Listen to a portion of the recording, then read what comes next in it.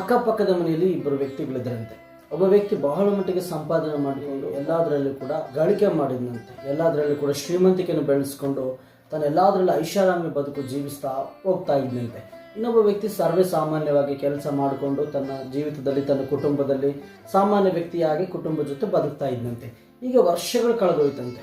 ಈ ವ್ಯಕ್ತಿ ಶ್ರೀಮಂತಿಕೆಯಲ್ಲಿ ಹಾಗೆ ಬೆಳೆದೋದು, ಆ ವ್ಯಕ್ತಿ ಕುಟುಂಬ ನೋಡ್ಕೊಳ್ಳೋದ್ರಲ್ಲಿ ಹಾಗೆ ಹೋಗ್ತಾ ಇದ್ದಾರಂತೆ. ಒಂದಿನ ಈ ಶ್ರೀಮಂತನ ಕುಟುಂಬದಲ್ಲಿರುವಂತಹ ಆ ಒಂದು ಸಂಬಂಧಿಕರು, ತಂದೆ ತಾಯಿಗಳು ಮೊದಲುಗೊಂಡು ಒಬ್ಬೊಬ್ಬರು ಈ ಲೋಕಯಾತ್ರೆ ಮುಗಿಸಲು ಪ್ರಾರಂಭ ಮಾಡಿ, ಸಾಧಾರಣವಾಗಿರುವಂಥ ವ್ಯಕ್ತಿ ಹಾಗೆ ಒಬ್ಬ ಶ್ರೀಮಂತಿಕೆಯಲ್ಲಿರುವಂಥ ವ್ಯಕ್ತಿ ಇಬ್ಬರು ಕೂಡ ಎದುರು ಆಗುವಾಗ ಈ ವ್ಯಕ್ತಿ ಸಾಧಾರಣವಾಗಿರುವಂಥ ವ್ಯಕ್ತಿಯನ್ನ ನೋಡಿ, ನೀನು ಸಾಧಾರಣವಾಗಿದ್ದಿ, ನೀನು ಸಾಧಾರಣವಾಗಿ ನಿನ್ನ ಕುಟುಂಬ ಜೊತೆ ಬದುಕ್ತಾ ಇದ್ದಿ, ನಿನ್ನ ಶ್ರೀಮಂತಿಕೆ ಇರಲಿಲ್ಲ, ನಿನಗೆ ಗಳಿಕೆ ಇರಲಿಲ್ಲ, ಹೇಗೆ ಜೀವನ ಮಾಡಿದೆ ಅಂತ.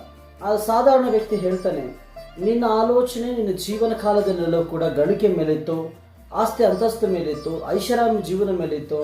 ನಿನ್ನ ನಂತರ ನಿನ್ನ ಸಂಬಂಧಿಕರ ಹತ್ರ, ನಿನ್ನ ಕುಟುಂಬ ಜೊತೆ, ನಿನ್ನ ತಂದೆ ತಾಯಿಗಳ ಜೊತೆ ಸಮಯವನ್ನು ಕಳೆಯಲಿಕ್ಕೆ ಆಗಲಿಲ್ಲ.